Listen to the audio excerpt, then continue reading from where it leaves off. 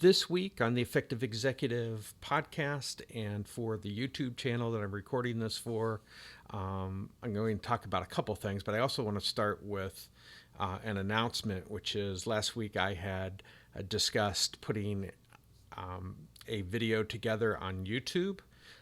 I finished that actually this morning. It took a little bit longer than I expected it might, but that's okay. I think it's pretty good.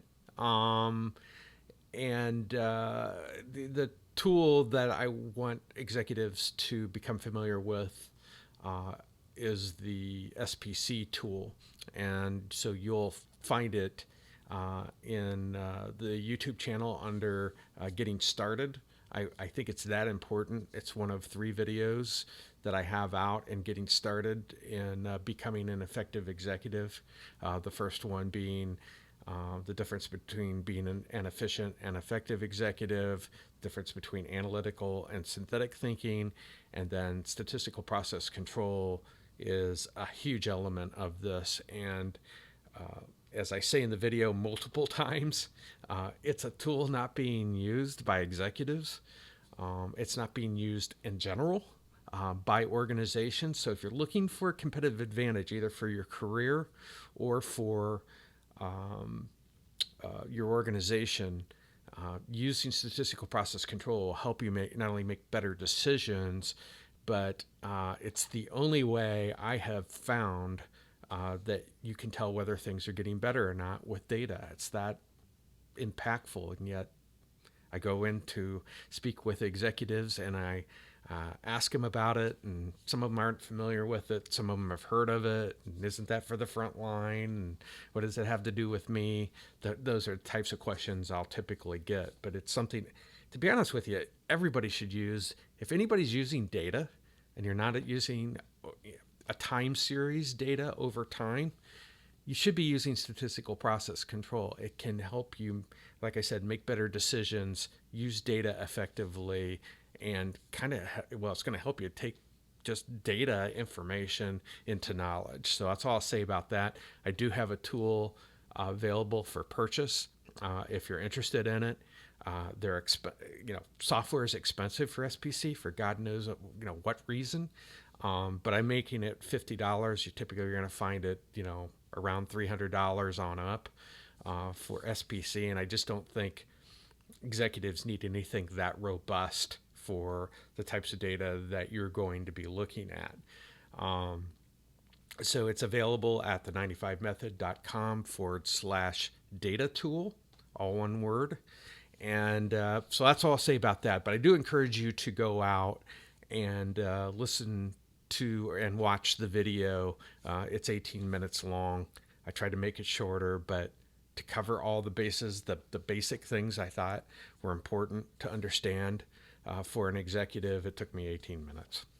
So there you go. Okay, this week, the message is don't rely on IT data for customer insights. Now, I've worked with a lot of large organizations, and especially most large organizations, be they service or manufacturing. A lot of manufacturing outsources their contact centers for their customers to call in.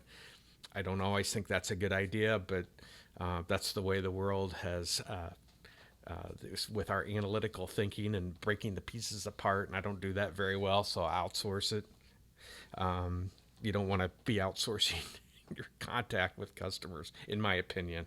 But contact center, when I work with them, what you'll find is they'll close out a call. And they're supposed to, when they close out the call, they'll have software of some sort from some company, and they'll have categories. And sometimes they're default categories. They're categories of what the call was supposed to be about. And so, like I said, sometimes they're default categories that the IT company has given you. Sometimes they're built by the IT people, maybe in your organization or that you outsource to, or maybe experts that are putting together these categories. Rarely do I find that these categories, to close out a call and kind of place it into what type of call it was, not done by the contact center agents. And that is a huge mistake. So the IT data that you get out of your IT systems is often useless. And if you want to confirm it within your organization, if the data that you're getting on your spreadsheet says, the number one category of the call type it was is miscellaneous or other, then that you don't have very good information, and that the contact center agents need to be putting this information together. And you, as an executive, should be very familiar with these data, which I'll talk through as we go on. Now, what an executive should be doing is spending time in front of the customer, listening either at a contact center or the interactions with salespeople or whatever it is, and you're going to get a view that may be much different than it's being fed to you through from other parts of the organization. And just to let you know, our brains are not wired to be convinced by others or data. So, if you've ever had a position on something you've held for a long period of time, you aren't going to change your mind, or someone else isn't going to change your mind. Data isn't necessarily going to change your mind. What will change your mind is your ability to see for yourself what's going on between the customer and the front line. And it's so important. This is why I suggest to executives they need to spend 10 to 20% of the time listening to customers, because you're going to get the insights that you wouldn't get by just putting up some spreadsheet. And you're going to make all sorts of assumptions about what's the data is telling you. And you ask 5 different executives, I give them the same data sometimes, and I'll say, okay, what is it? What are these data telling you? And they're like, it's telling me this, which is much different than the executive whose office I just left. So you got to get context associated with it. So that's kind of the third thing, which is these anecdotal types of things you get in meetings, executive meetings I've heard over the years, participating in them. And that is, somebody else say, oh, the customer believes this. And, me being me, I challenge that.